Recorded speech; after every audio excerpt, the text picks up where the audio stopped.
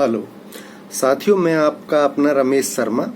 बीच में काफ़ी गैप हो गया, वीडियो आ नहीं पाई थी, तो मैं आज आपको बताने जा रहा हूँ कि हमारी जीवन में रिजेक्शंस क्यों आते हैं, हम रिजेक्शंस को लेकर के इतने परेशान क्यों होते हैं। साथियों देखो, हमारे जीवन में सफलताएं और असफलताएं दोनों ही आती हैं।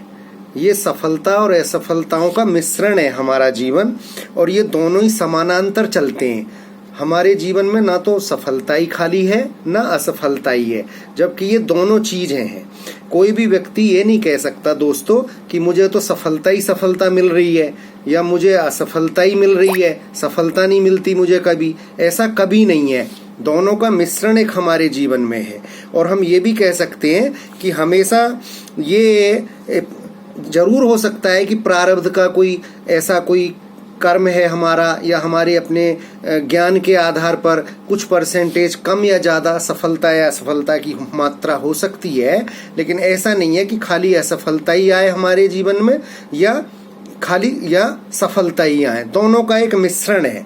और जिस तरीके से आपने दोस्तों देखा ही होगा, अपोजिट्स वर्ड्स बने हैं, दिन का रात है, सुख का दुख है, और इसी तरीके से सफ़ेद का काला है, और इसी तरीके से अच्छा बुरा है, हमारे जीवन में हानि लाभ है। इसी तरीके से दोनों चीज़ें घटित होती रहती हैं। हर किसी का विलोम शब्द जरूर होता है। यदि सुख है तो दुख भी आएगा, हानि है तो साथ में लाभ है, अच्छा है बुरा है, काला है तो सफ़ेद है, दिन है तो रात है, छोटा बड़ा, यानी इसी तरह के अन्य इसी तरीके के बहुत असंख्य शब्द हैं।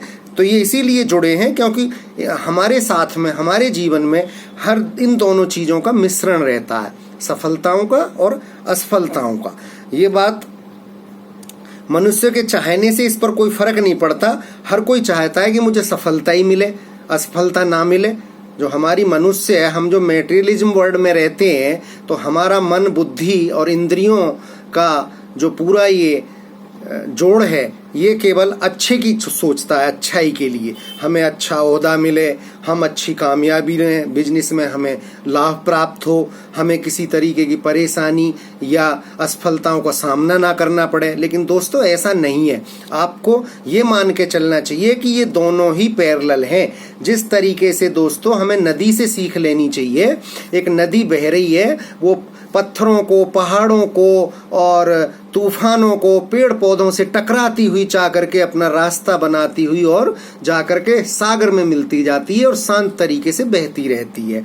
तो हमें उसी से सबक लेना चाहिए कि हमारे जीवन में इसी तरीके के बदलाव, उतार चढ़ाव और भूचाल आते रहते हैं। तो हमें उनसे बिल्कुल भी विचलित नहीं होना चाहिए, और हमें ये असफलताओं से सफलताओं की तरफ देखना चाहिए। असफलताओं से हमें एक लेसन लेना चाहिए, सीखना चाहिए। दोस्तों मैं अब आपको बताना चाहता हूँ कि केवल आपके ही जीवन में नहीं, असफलताओं का दौर चलता रहता है। फिल्म इंडस्ट्री में देखिए, अमिताभ बच्चन है, जब अपने वो घर से निकले, बॉम्बे के लिए निकले, तो उनके बाबूजी हरबंस राय बच्चन जी बहुत नाराज थे। वो चाहते नहीं थे कि मेरा बेटा इस लाइन में जाए, वो कुछ और ही उनसे उम्मीद कर रहे थे। तो अमिताभ बच्चन को बहुत मुसीबतों का सामना करना पड़ा, खुले आसमान में रहना पड़ा, फुटपाथ पर सोना पड़ा, और उनको कोई काम भी नहीं मिला। 1 दिन 2 दिन, महीना, साल नहीं, 3-4 साल लगातार काम नहीं मिला। तो देखिए असफलताओं का दौर चलता रहा, लेकिन वो निर्भीक रहे और बिल्कुल भी डरे नहीं, और परेशानियों से, परिस्थितियों से जूझते हुए आगे बढ़े, तो उनको एक दिन सफलता मिली। आज देखिए वो महानायक हैं, सारी दुनिया में उनका नाम है। इसी तरह दोस्तों एक मनोज मुंतशिर हैं, जो स्क्रीन राइटर हैं, जिन्होंने अभी गाना बड़ा फेमस हुआ है, मैं तेरी मिट्टी में मिल जावा और तेरी गलियां, और इस तरीके से वो भी गौरीगंज लखनऊ से जब आए, तो वहाँ से अपने परिवार से एकदम से परिवार के ना चाहते हुए अचानक बॉम्बे के लिए निकले। उनके पिताजी चाहते थे कि मेरा बेटा इंजीनियर बने, लेकिन बस उनके दिमाग में कुछ और ही चल रहा था। वो बस मात्र किराया भी किसी से उधार ले करके और अपना बॉम्बे के लिए निकल पड़े। दोस्तों उनकी असफलताओं का दौर सुनेंगे आप तो चौंक जाएंगे। वो फुटपाथ पर भिखारियों के बीच सो करके उन्होंने कई महीने गुजारे, एक दिन, 2 दिन, 1 महीना नहीं, कई महीने गुजारे, उन्हें कोई काम नहीं मिला। पूरे दिन इधर उधर भागते दौड़ते थे, लेकिन दोस्तों कोई काम उनको नहीं मिला। अंत में फिर उनको लोगों ने बुलाना शुरू किया, लोगों ने उनके बारे में पता चला, उन्होंने गाने अपने सुनाए, गाने लिखे, तो धीरे धीरे आज चल के देखिए वो कितने बड़े सॉन्ग राइटर हैं और बुक्स भी लिखते हैं और बहुत अच्छी तरह अब उनका सब कुछ ठीक चल रहा है। तो देखिए असफलताओं से ही उन्हें सफलताओं की तरफ मोड़ा। तो इसीलिए ये हमें सोचना चाहिए कि हमारी ये मानसिकता ये नहीं होना चाहिए कि हम केवल असफलताओं में घिर जाएंगे तो हम कुछ भी नहीं कर पाएंगे। दोस्तों एक उदाहरण शत्रुघ्न सिन्हा का है, वो भी कितने बड़े स्टार रहे हैं। लेकिन शुरुआत में आप देखेंगे तो अपने घर से खाली चप्पलों में और बस सिंपल कपड़े पहनकर बॉम्बे के लिए किसी से किराया उधार मांग करके निकल पड़े। उनको काम नहीं मिला, पड़ा खुले आसमान की छतों में, खुले आसमान में सोना पड़ा दोस्तों उनको कई महीने। बाद में जाकर के फिर उनको काम मिला और उनकी जो सफलताओं का दौर शुरू हो गया। फिर बाद में उनका डायलॉग आपने देखा ही होगा, खामोश, कितना फेमस हुआ।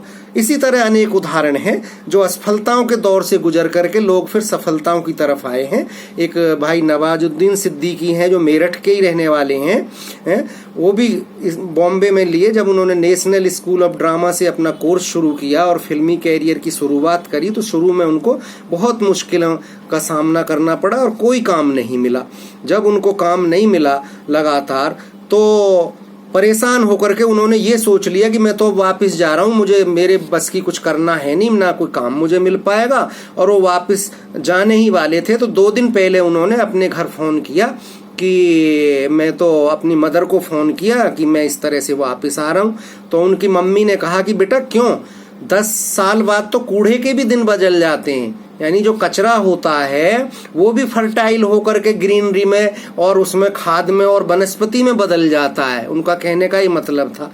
इस बात का नवाजुद्दीन सिद्दीकी के ऊपर दोस्तों बहुत बड़ा उनके दिमाग में उनका बहुत बड़ा ये विचार घर प्रवेश कर गया और फिर वहीं उन्होंने और तेजी से अपने संघर्ष को बढ़ाया और उन्हें फिल्में मिलनी शुरू कर, काम छोटे छोटे मिलने शुरू हो गए और उन्हें फिर आगे चल के आज देखिए नवाजुद्दीन सिद्दीकी बहुत बड़ी सफलता हासिल कर रहे हैं और बहुत उन्हें काम मिल रहे हैं दोस्तों। तो इसलिए हमें कभी भी रिजेक्शन से नहीं घबराना चाहिए दोस्तों। अब देखिए ये पशु पक्षी हैं, इनकी व्यथा, इनकी पीड़ा कौन सुनेगा कि इनको क्या परेशानी है, लेकिन मस्त रहते हैं। देख रहे हैं आप, उड़ रहे हैं, चल रहे हैं, ठीक है, बोल नहीं सकते अपनी तो हम समझ नहीं सकते, लेकिन परेशान बहुत रहते हैं वो हर तरीके के ऋतु को, हर तरीके के तूफानों को, बारिश को, सबको झेलते हैं। और हम कोई जरा सी परेशानी या रिजेक्शन आ जाता है तो हम परेशान हो जाते हैं। तो इसलिए दोस्तों हमें परेशान नहीं होना चाहिए। मैंने पिछले वीडियो में थॉमस एडिसन का भी आपको उदाहरण दिया था कि उन्होंने इलेक्ट्रिक बल्ब की खोज की और उन्होंने 3999 बार वो असफल हुए।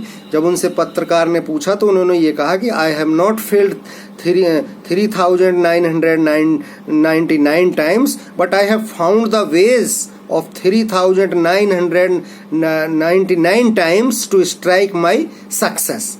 तो इसलिए दोस्तों हमें कभी भी रिजेक्शन से परेशान नहीं होना चाहिए, इसलिए क्योंकि असफलता हमेशा हमारा सफलता का द्वार खोलती है। वहीं से हम सीखते हैं, वहीं से हम आगे ऊपर चलते हैं, बढ़ते हैं। तो दोस्तों इसी तरह मैंने आपको ये इस तरीके से और उदाहरण बताए। तो अब मैं इसके बारे में थोड़ा सा दोस्तों आपको ब्रीफ करूंगा, साइंटिफिक मैटर क्या है इसमें।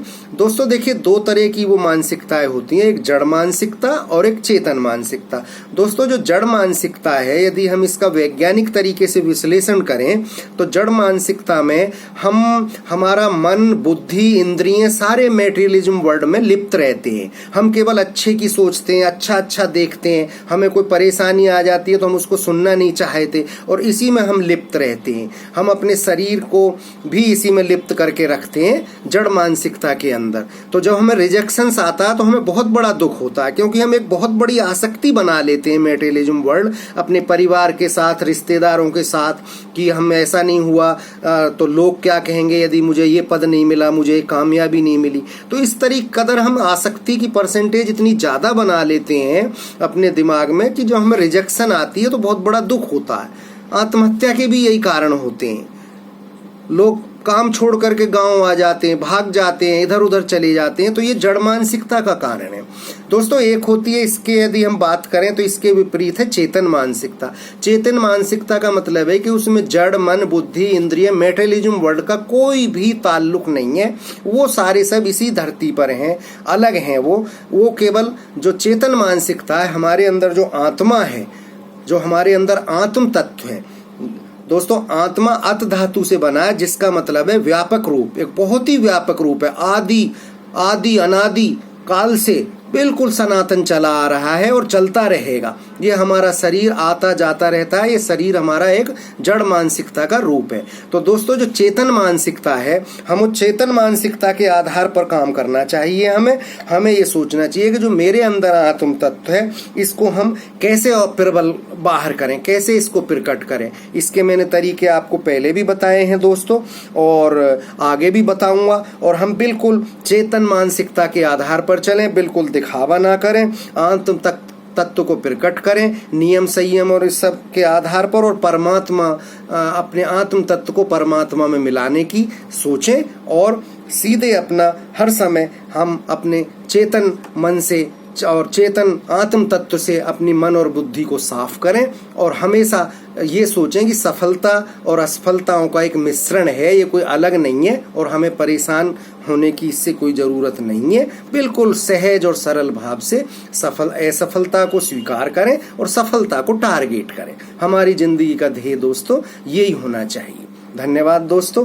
पसंद आए वीडियो को करें सब्सक्राइब, आगे भी मैं और इस तरह आपको बनाऊं।